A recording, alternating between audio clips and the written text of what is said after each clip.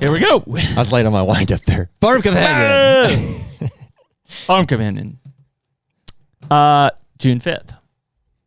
Indeed. So this is timely, right? We're a few head on podcast. No, we're always week of. This is timely. So we're filming this June 5th. And we were just talking about it. Our Illinois farm just got 1.5 inches of rain. Oh, yeah. That was a good one. Good shape. That was a timely one. CRP renewal. And CRP. Which I was like a little unsure of. Yeah, we could talk about that a little bit. I don't know all of the details, but Skalma wrote us and he said, well, it's too late if you're listening to this, but till Friday they were doing new enrollments in CRP. And so coincidentally, we had 29.5 acres, which is basically our big field in the bottom, came up, big field in the bottom, and that 8 acres up at the top field. The Foxtail field. The Foxtail field. Both came up for renewal this year. Yeah. And so... Which I assume we're like first on the list, right? If you're, from a renewal standpoint, they're probably going to renew those. Before they do new? Especially paired with high soil indexes compared to new applications with lower soil indexes. So it's cool. So the lady called me from Knox County NRCS office and was like, hey, you're up for renewal. It's these 3 fields, of which one was like a 1.8 acre field, 1.8 that we said, hey, it's like trees now. And she's like, well, you can cut them all down and re-enroll it. And we're like, that's the woods. Yeah, it's the woods. So that got pulled out. So we were left with 29.5. The other stuff doesn't expire until 2027. So we had 29.5 left that came up, and she was like, do you want to re-enroll it? She's like, I'm looking here. We'll do the max, which is $300 an acre. Coincidentally, the more and more I talk to people about CRP, that's freaking insane. Yeah, and that's what it was before. It's the max. Yep, that is the max dollar that they dish out for CRP, whether that's a state, Imagine county. how much that was when he signed it 10 years ago. Yeah. That was like crazy. It's probably double what farmers were paying back then. Insane. Yeah. So remember when I asked him why he chose to go CRP, he's like, the money. Yeah, the money. The money. More money. Yeah. So that 29.5 acres got re-enrolled. It was really cool. They did all the paperwork, sent it to us. You and I easy. We docu-signed it. All I got was a docu-sign in my email. Yep. And then she sent the new one. So there were 2 options. There was a 10-year or a 15-year enrollment. I picked 10, just figuring in 10 years we can re-enroll, and who knows, somebody might not want it in CRP. I don't know. Was there any other pro or con that came with that, more or less? Nope. Really? Just 10 or 15-year term. Yep. Yeah. So I just did 10-year term, and they sent that. Did it pay more money for a 15-year commitment? Nope. Well, it would have. I mean, weird. You would have had 5 more years of payments. Well, yeah, but is it an unknown as to whether we'll have an option to re-enroll? I mean, if you look, that's what it is. I would say that if the farm bill dies or something, that's the right move. I got 10 years. Yeah, you just who knows. So 10-year, sign that up. So that's a long time, dude. I'll be 42 by the time that contract expires. It's 80. Yeah, I'll be in the 50s.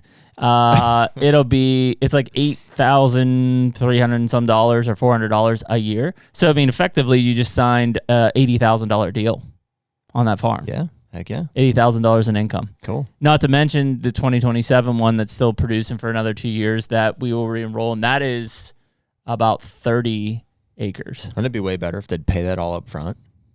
Yeah, it'd be way better. Yeah. They do that for crap. For easements and stuff. Like some of the conservation easement programs and stuff. That's why you buy the property cheap, is because you got that former owner got a one-time payment, and now it's enrolled for in perpetuity, right, or 30-year, I think is what some of them are. So, but yeah, so it'll be interesting because you kind of start to do this process now in your head, and you're like, okay, that's $80,000 in income that we just sealed, Now, I think the 30 acres is in a little less productive soil. So I think we're only making 200, 240, or 250 per acre. The what? Which one? The stuff that's enrolled to 2027. Oh, okay. Yeah, I think that was a little less. And how much acreage is in that? 30. So we had a total of 60? It was like 57. Oh, wow. That's more than I thought. Yeah. Okay. Yep.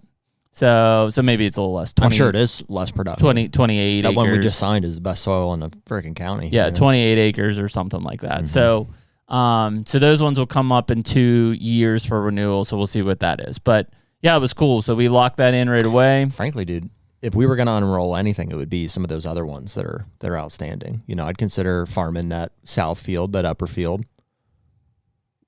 Or south field. Oh, yeah. And potentially the middle field. Mm-hmm. Yep. See how it goes, I guess. Mm-hmm. Yeah, so those ones are in for 2 more years, and then we'll figure out what happens there. But cool. Yeah, it was super easy process. Everything was DocuSign, and it's done. Cool. Done deal. Cool. And so I guess it's limited opportunity for new applications. Like even if we wanted to enroll like the stuff that's so that's what Scalma was. And again, it's over if you're listening to this, unfortunately. But he said there was a period that opened till Friday for enrollment in CRP. And again, this is just. I assume we got an email or something about it. We just did. Yeah, maybe they're pretty good about that. Just the few people that they talked to and we talked to was like it sounds like the numbers were really low. Yeah. What they're offering. Yeah. So, like 200 an acre is what farmers are paying in cash rent, and like CRP was like 85 an acre. Yep. So it would have been a significant hit to enroll into that. Whereas, most of the programs are trying to get you dollar for dollar, right? So like, sure, they're getting you with farming practices. To compete with the farming practices. Yeah. Things like Common Ground and stuff have definitely changed that. That's that auction site that those guys use. But I wonder why, they couldn't get a federally funded program onto the Common Ground as well. You know what I mean? Like for like bidding, from a bidding standpoint. I bet it's a law. Just like all of this stuff, just like Game Commission can only pay so much for land. That's why she said like it's capped at 300. Like we could have, I don't know if we could have better soil, but hypothetically we could still 300 an acre. Right. Like that is the max. Boy, so much topsoil. So much topsoil. Yeah. Lots of topsoil. So anyways, that's cool. That's kind of a nice thing to just know that that's re-enrolled. Yeah. I was a little like waiting to see what would happen with that. Mm-hmm. Yeah, really. Just out of nowhere, she just emailed and said, hey, she called me. And she said, hey, can I just DocuSign this over if you want to re-enroll? I'm like, yep. Sounds great. So will they come out? Is there any kind of a new planting that they weren't with that? I mean. Nope. So they'll do periodic reviews just like they did in the past. And we just recently signed that one to That's where. the same girl that was. Mm-hmm. Okay. Yep. Yep. And I told her that. I said, hey, just FYI, we went in and sprayed cool seasons in all of those areas. We're going to go back and spray the 8-acre field out too. And she said, that's great. I'll make notes on the file about that. Cool. The file. Gotcha. So my permanent record, yeah. And impermanent marker. Yeah. So yeah, that was it. Pretty easy peasy and cool to have that locked back in. And that's, yeah, I mean, between the 2 CRP contracts, I want to say it was about $17,000 a year. Yeah, is what we're making. Mm-hmm. So that's a nice chunk of revenue coming in, and then we're offsetting it. Like the farming practice would have been additional money, but right now we're trading that for standing crop, which is of value too. So well, and even. Yeah, I mean it's like from an ownership standpoint, it's cash flow. Not from an interest rate standpoint, but from taxes and as far as leaving the food that we want to leave. So because our taxes on that place are what, like they went up. 6? We don't know what the new bill is going to be. Remember, I had to fight it. Oh, we don't know what it is yet. Oh, I thought we paid 1 year with that already. Oh, okay. No, we paid, and this year. I thought we knew what it was going up to. They countered the percentages, but I don't know what that. Oh, I don't think I know what that translates to dollars yet. I mean, I could do the math. I think we did it at the time. I thought what was it originally, like $2,000 a year? No, it was like 40. Yeah, 2,000. And I think we said it went up to like 6 or 8 or something. Yeah. Yeah, they wanted it to go up to like 25. That's insane. 25,000. That's ridiculous. That's the recreational tax that they have on that, right? That's like they're basically trying to fight off non-resident landowners is what they're doing with that. Yeah, that based on your amount of recreational acreage. Yep. Yeah, so I had to turn all of our CRP and crop ground in as agricultural because CRP practices count as ag. Yeah. Yep. And then that's the case. But we still bulldoze our woods and put a CRP in there. We still ended up paying recreational tax on a large portion of that farm. All the timber, yeah. Mm-hmm. So yeah, it was going to be almost a 700% increase in taxes is what they wanted to do.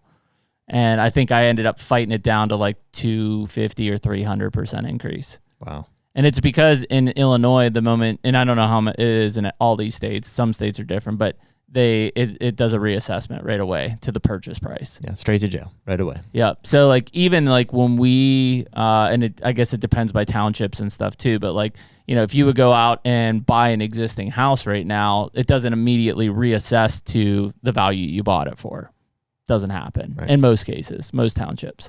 In Illinois' case, it would reassess for exactly what we paid for it, which is insane because previous to that, it assessed at like $190,000, like 10% of what we, well, more than 10%, but 20% of what we paid. Right. And so, so that's it's a two-headed dragon there, right?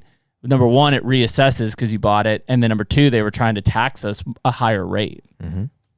And so that's nuts. That's the crazy part about it. It should reassess when you buy it. I mean, that makes sense. But the millage rate should be accounted for there, like with a realistic percentage. Nope. So yeah, I ended up having to go through like 3 or 4 back and forths with the county's assessor office to appeal it. And I think most of the parcels were appealed because we got them back in ag. I think I might have even appealed the assessment value on some of them too. Mm-hmm. St. Compson? Mm-hmm. Did you? Yep. Yes, I did. And yeah, so I don't, we may have calculated it out. We won't know until we get the bill, but it will be significantly higher than it was last year, which was the first year we owned the property. Yep. So we've only paid one. Yep. Really? Because the first one was prorated. Second ones aren't due yet? I think they come in, or they're due in October.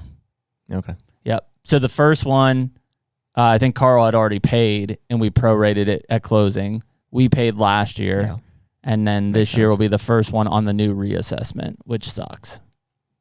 But yeah, I mean that's why a lot of people are selling and leaving Illinois. Is the taxes are astronomical because of reassessments, the recreational tax. Yeah. Yep. It's crazy. Just general legislation. I've heard of several people with farms that are slightly larger than us paying almost $40,000 in real estate taxes. Oh my word! Because it has a decent structure on it. I've never even seen a place like, dude, in freaking like Swickley, Pennsylvania, they don't pay those kind of taxes. It's Illinois. That's it's all there. It's corrupt as shit, in my opinion. Unreal. I mean, and keep this in mind, like too, like, and we didn't, but like, let's say that we bought that in cash. We just had cash. We bought it. We'd still have to pay those taxes every freaking year. Yeah. It's insane. So think about like these guys that are paying $40,000 tax. They could own that $1.5 million property, and in 10 years they're going to pay another $400,000 in real estate taxes. When I mean, I think the nearest paved road is 2 miles from us. Like, what the hell are you providing to me? Mm-hmm. Yeah, nothing. What are you providing? Yeah. Crazy. No. It's not like you're in poor ass Appalachia where people are living in poverty and like you're digging them out of, drug holes and stuff. Like, it's farm community. Hell, London Mills has got 100 people in it. Yeah. Well, they're just taking advantage of the demand is what it is. It's crazy. Chicago. Yeah. Trash. So, but yeah, so that's the challenges. But to that point, that CRP is a huge help to paying those taxes. I mean, from our side, we looked at it a couple ways. I think it was paying real estate taxes, and then maintaining the house and the structures. If the CRP payments can provide that for us, like that's huge. Mm-hmm. Mm-hmm. Yeah, absolutely. So. Well, I guess let's pivot a little bit here. I'm trying to think since last week. I know I went out to the Ohio farm and mowed. I learned something here. We learn something all the time on Farm Companion, Jared. I learned something. It was like I sprayed so I had rye. I had frost-seeded rye, or actually I put most of it, I put some of it, whatever. All of my clover and brassica plots had rye in them, especially because they're all kind of like a combination of one, because everything that was clover last year I think is probably just clover. Maybe I put some rye down if it was like lacking areas. Yeah. All of my brassica plots last year, which was 4 acres. I put clover. I frost seeded. Sorry, first I would have put rye into for sure on September 1st because I always like to mix the two. And then you frost seeded. Then I frost seeded clover in early this year, and so all of those have clover in them out too. So everything's essentially a clover rye plot combination. So I sprayed all those. You know, you want to terminate that rye early in the year before it goes to head, and they say that it puts on some kind of toxic chemical to keep other things from growing, kind of like a black walnut. So you want to terminate it early. So I sprayed all of that stuff with a, basically a clover cocktail of Clef 2,4, butarac and oil, crop oil, and it did not kill that rye. Just didn't kill it. It definitely set it back. Yep. Because I noticed a few small areas that I had missed, and that rye was like 6 foot tall, 5-6 foot tall, like crazy, and everywhere that I had sprayed was 2 to 2.5 foot tall, but green and growing, maybe yellowed for a little bit. So I won't be doing that again. We looked at a report once we were kind of talking about this because we did the same thing in Illinois, anywhere that we had rye in. Yep. And that's right. And it's still growing out there. Yep. And so essentially like it, like in its younger stage, clethodim can do some control on rye grain, but you would have to do that like super early, like March type time frame, which is obviously hard for chemicals to like be taken in the colder weather. I did mine mid-April. That's when I did mine. And so when it gets later in that, it's like 90% not effective on rye grain. The clethodim is. And so like I was looking at the report, it was like Liberty's not effective at all. Like Gly is the only chemical that's really going to give you like a 95+% kill rate on rye grain. But in the case where you've got clover and young stuff, clover especially, you can't do it. So it's mechanical. You got to mow it. Yeah, you got to cut it. Yeah. So that'll be the move, and that does kill it, right? Yeah, it terminates it, that will kill it. So next year, I'm gonna mow all those rye plots, and that would have been better anyways. Because honestly, like, dude, when it gets tall, it does start to choke that clover out. Like it just whether there's the sunlight or the moisture out of the soil thing. But fortunately, there's plenty of clover in there, and I got everything mowed there. I don't like mowing this time of year. I would have preferred to do it mid-April. Yep. When I was sprayed originally and not have to do everything twice.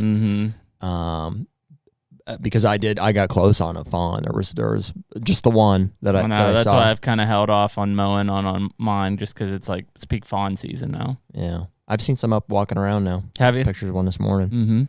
So, but anyways, I got those all cut back up, and I was able to check all my switch in the meantime, and all that looks. I did mow just a few small sections that had mainly thistle and pokeberry. Was like where it was really, that stuff's patchy, especially the thistle. It's like if it's coming up. Yeah. And you can still see the switch in there just kind of getting choked out. So I went and I mowed those little pockets. But for the most part, it looks really good. I'm really happy with it. Cool. I think the stuff that looks like the best, I hit with simazine early. Yep. Like in March. Yep. So I will absolutely be doing that moving forward, is hitting all my switch, especially first and second year stuff, with simazine in March, and that'll help. Yep, suppress everything else. Yeah, and then I could go. That'd be the move. It's like if you can hit it with a simazine combo, or just simazine basically in March, and maybe you could hit it with Gly. Yeah. You could hit a Gly at that time. Yep. Because the worm seasons aren't growing yet. I'd hit it with Gly and a simazine, like in March, and then I would come back probably like at a May 1st to mid-May, and I'd hit it with a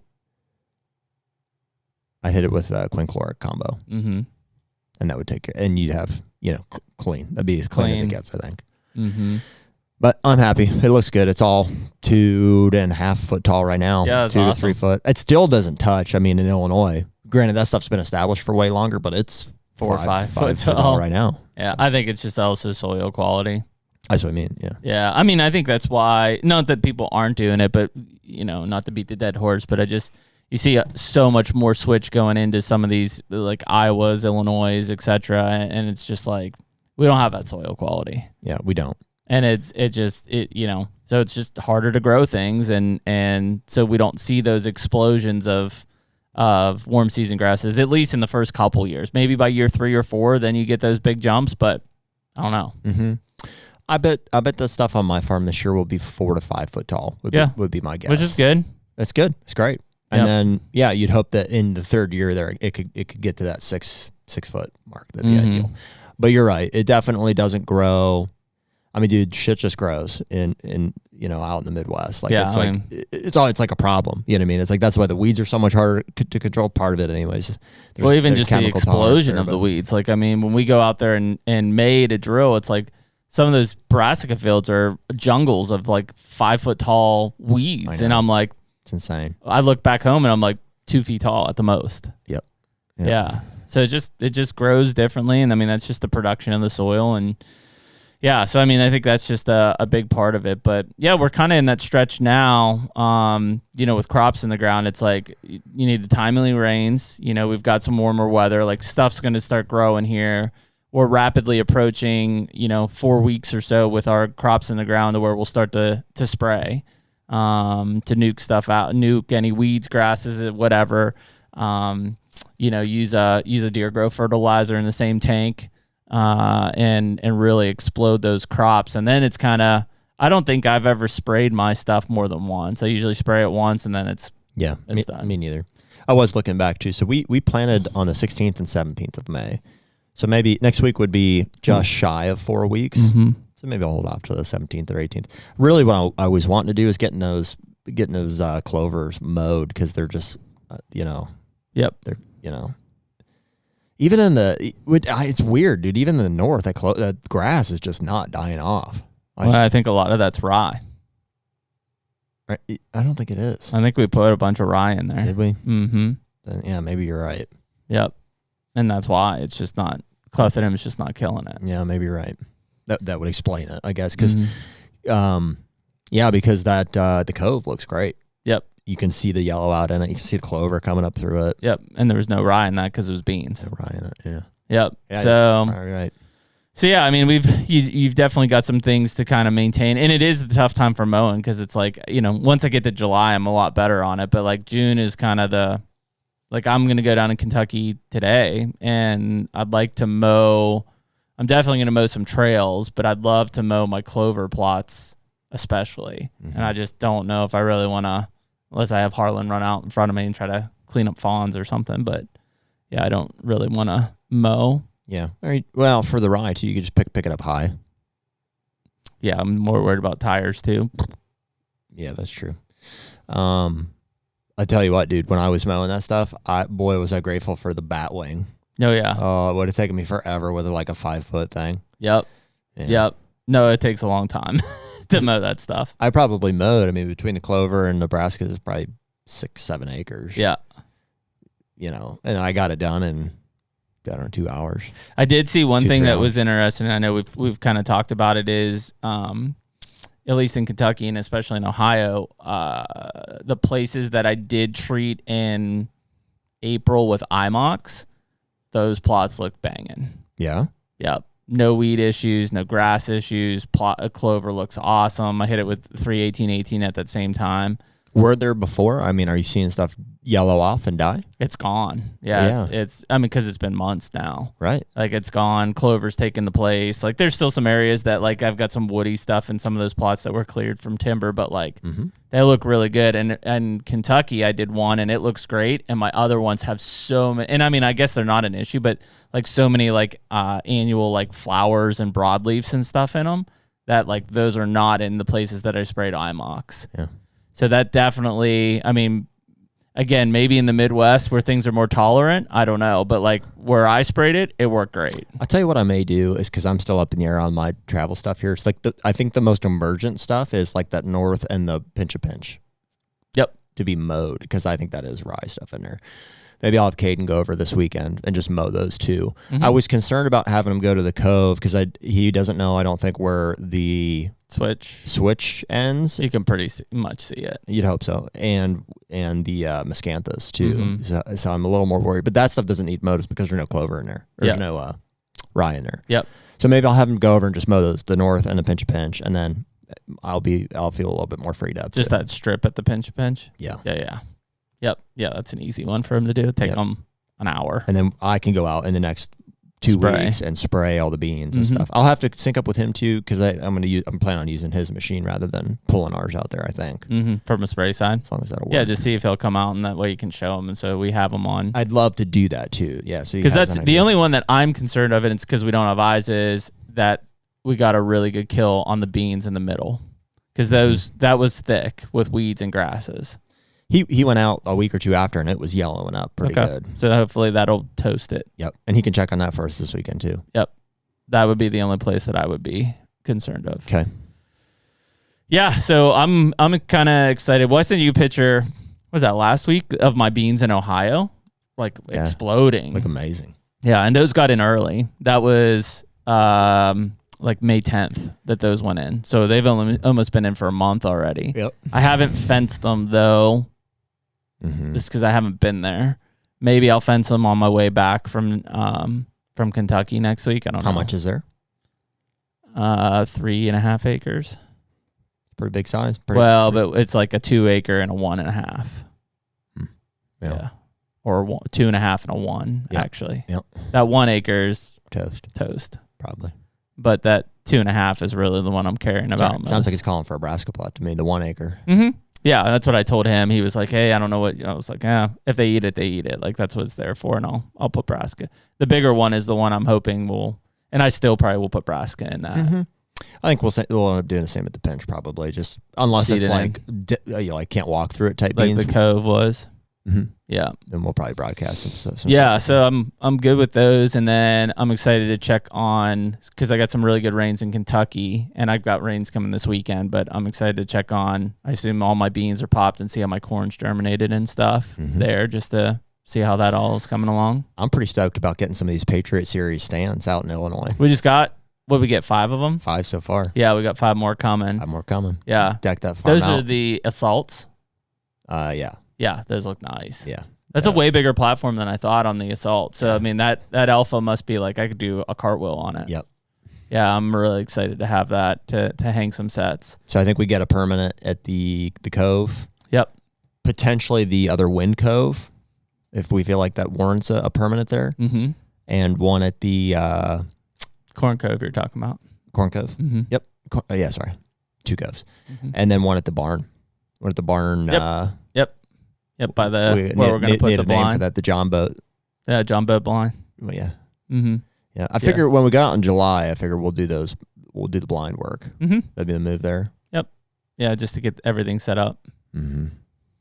Yeah, so I mean, it's kind of, we're seeing stuff out. We were actually just looking at a buck in Illinois just now. We're like, who is this? Maybe we put another permanent one up at the corner off the easement.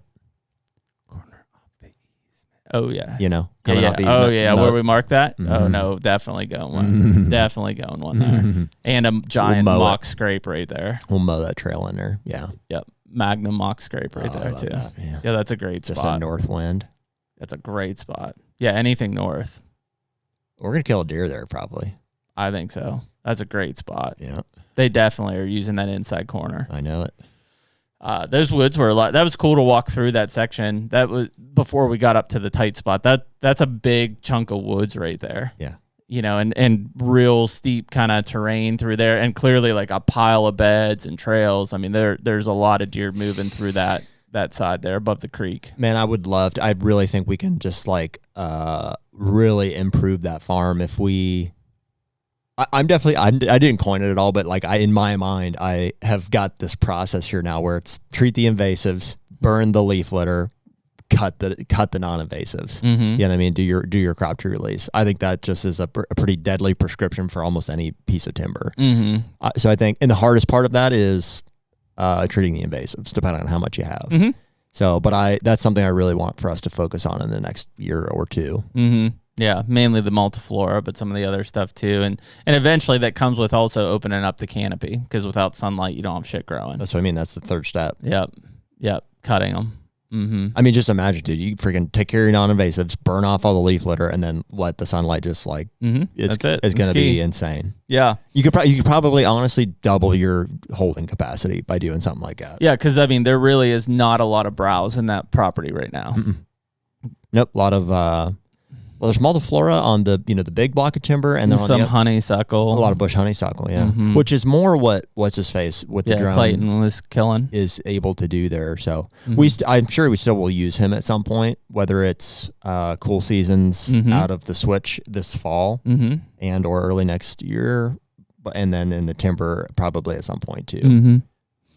Yeah, man, it's we're rapidly, if you're kind of sitting back and thinking, well, it's only June, right? Like we're rapidly approaching the time where, you probably want to start thinking about getting your first kill on any of your brassica or fall plots from a spray standpoint, or at least a mow and getting ready to spray to nuke those down. Yeah, dude, we're in, honestly, come July, August, that's when I can kind of sit back and be like, dude, finding the deer is that, that's the easy part. The hard part's getting all the work done ahead of time. I know where the scrapes are at. I know where the pinch points are at. It's just get the cameras out and rolling, and we got brassica plots to go in August or July, August, and then some cereal grain if we need for backup. But yeah, I mean it's we're well into it at this point from just getting things prepped and start thinking about those stands. The next one that's on my list probably once I make sure like all my plots are good and maybe I spray stuff is new water holes.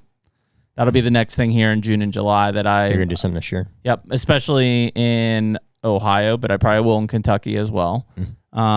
Is I'm gonna just dig and use the bentonite clay and just get that in right away and probably fill them up, but also just have a couple months of natural rain filling those up too. Yeah, I'll be stoked to see how that one I put in last year through the dry months of summer, how well it holds up. Because it's right now it's like a lake. It's awesome. Yeah, Bremen.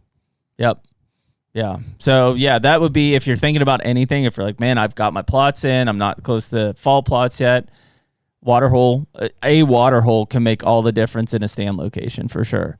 So maybe start thinking about that on your end, and that could be as easy as a shovel. And I ordered a couple 25-pound bags of bentonite clay from the internet, from Amazon. I think it was like $20 a bag or something like that. Super easy. A bag. Yeah. Oh. Yeah. But I think I put a whole pallet down on that. Well, and see, I think that where it depends on your soils, because like when I dug the one behind the house, I used a 25-pound bag on that, and it's sealed perfect. You might not have needed any, frankly. Yeah, because it was probably clay. I dug that one at the original Clover. I drove up. I saw it the other day. Full. Yep. No, nothing in that. Nothing in just clay. Yep, just clay-based soil. So yeah, just understand where. Yeah, if you're going to put it in a well-drained area, you're going to need a lot of it. Yeah. But if you're in clay-based soils, not so much. Like we would have a tough time getting one in some of those Illinois spots because there's so much topsoil. It's all well-drained.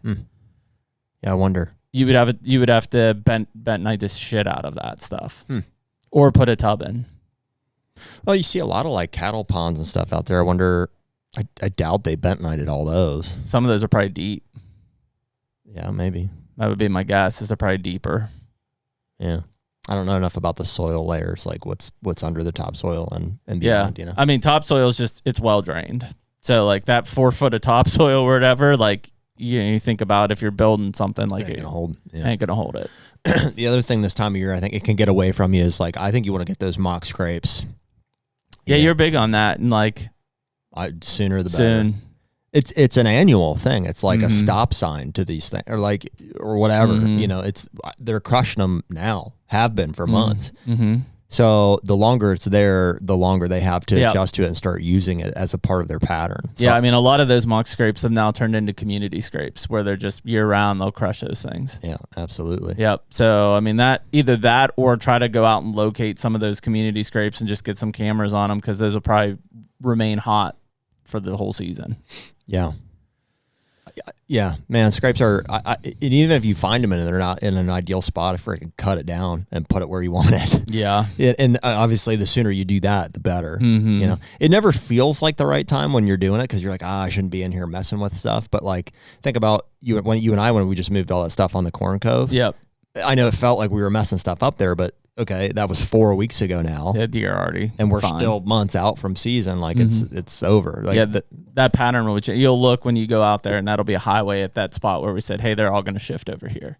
Yeah. That's just what they're going to do. Yeah. You got them adapted to it. So, yeah, I think it's a really good time of year to do that. Trim in lanes. We need to, on that corn cob there, I want to go in and have an exact where we're stepping and probably clear some of that out. I mean, we're going to have to decide on either side of the fence there, probably in the field side. But I mean, that's the only disadvantage about those West Access farms is even on if you can get to the things, you got to cross it at some point. So we got to just go and look at that. Whenever we hang the stand, we'll figure that out. Mm-hmm. Yeah. So no, I mean, I think it'll end up catching up, and eventually it'll be like, I got to do all this stuff all over again. But if you can start to get some of it out of the way now, that'll be a big help as you get towards July, August, and then obviously September. You want to be just kind of sitting back, waiting for seasons to open, or they will be open depending on where you're at. Mm-hmm. So, but yeah, that's about it from where we're at. Hopefully everybody's got crops in the ground and starting to see velvet on their trail cameras. And before we know it, it'll be July and we will be full locked in at that point. Last mention of it here, that Whitetail Roadshow event is at my farm in Ohio the 9th of August. Is that right?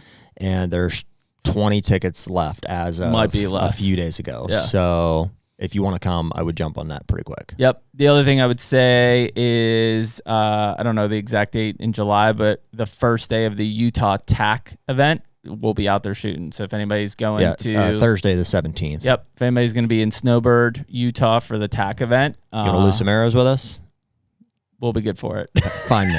Come find me. You want to lose arrows? Find me.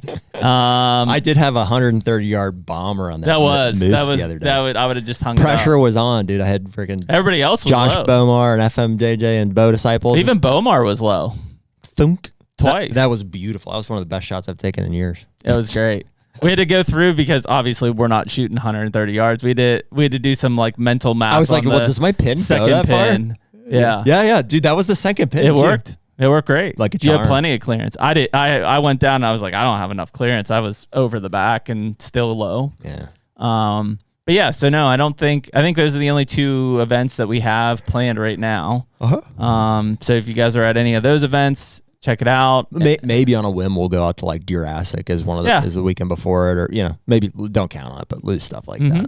Yep. And but yeah, other than that, if you see us around, say hi, and hopefully you guys are getting some work done on the property and getting some scouting done. And man, we're getting closer. Every day is a step closer to the season.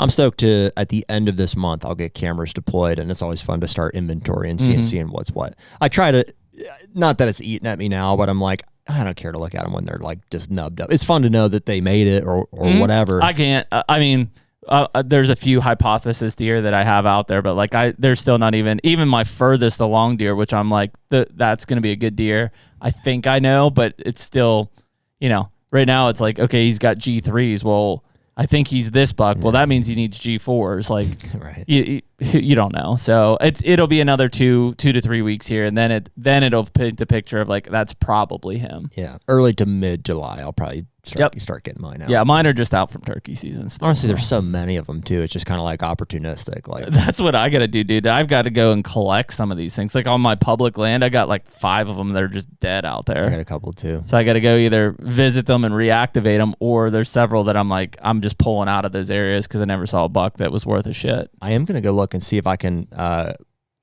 turn up that public buck, that big one on public. Yeah, absolutely. I know where he's at. Yeah, I think. Absolutely. So, well, cool. Well, we appreciate everybody listening to Farm Companion, and we will catch you guys next week. Farm Companion. Take me